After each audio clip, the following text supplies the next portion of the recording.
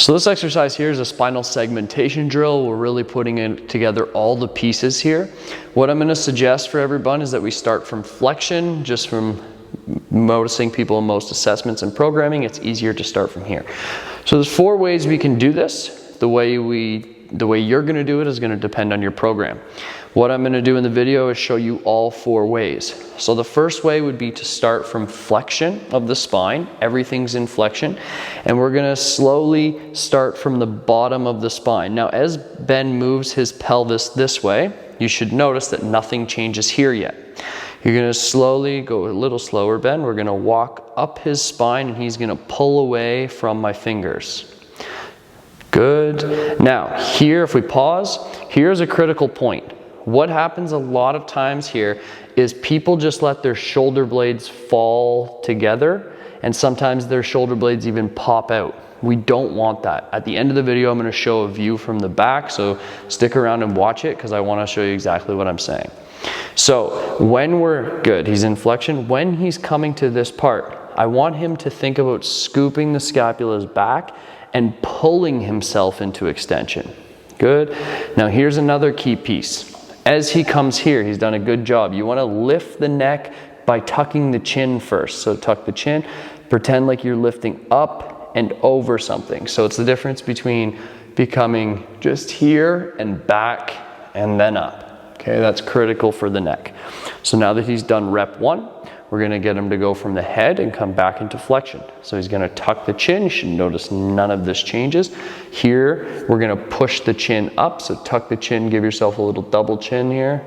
Good, because we want to start here. And then we're going to slowly work down his vertebrae, nice and slow. He's done a really good job. He hasn't moved this. Good, and now we're going to start to go through here. So press into my finger, press into my finger, finger, finger. Good, tuck the bum. Beautiful. Okay, so that's flexion extension from there. Now we're going to start from the head. So keeping everything like this the same, he's going to look up. Now here's the key too. Just look down again for me, Ben, one more time. Yeah, and give me the double chin, do some neck flex. That's it. So show the difference between that and then do just looking up. Yeah, that's going to really jam and crunch all of this together. If he lifts his head first, that is going to make a huge difference on the healthier neck. Now here's tricky. So you're going to want to move this. We want to keep that still and just move through here. So get away from my finger, slow, get away from my finger, get away from my finger. Again, we're making sure the shoulder blades aren't popping out, so she should feel a lot of stuff going on here. Down and away. Perfect. And now we're in max extension again. And the last thing we're going to do is we're going to start from the bottom. So we're going to tuck the pelvis, watch the video, make sure none of this changes. Really going to pick on Ben here, nice and slow, trying to flex one vertebrae at a time. Good, and here you're going to notice 2 things. We're going to flex through the spine, and we're also going to push through the shoulders, and that's going to give us even more. And the last thing Ben's going to do is he's going to tuck his chin.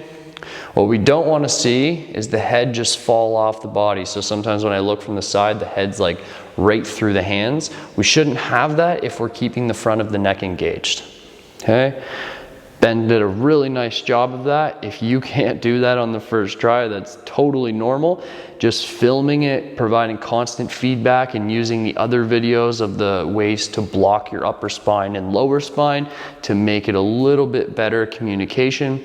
You will learn it and your spine will feel much, much better. So here's what I was talking about before.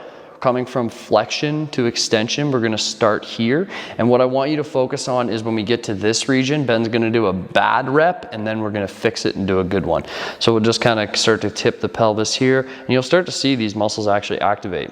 Okay. So the first time, Ben, when you get right here, just do a poor job of keeping the shoulders stable. Good, and just hold there. Okay. Ben's got pretty good shoulder stability, so you don't quite see the same as what you'll see in some people, but you can see how the head's kind of fallen off. You can see how the shoulder blades are really pinched together.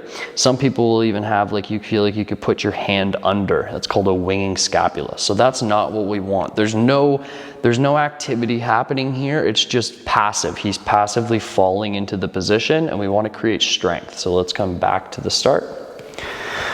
Perfect. Now we're gonna ask Ben to do a proper rep. So everything's thinking about, although we're moving the chest down, we're still lifting up.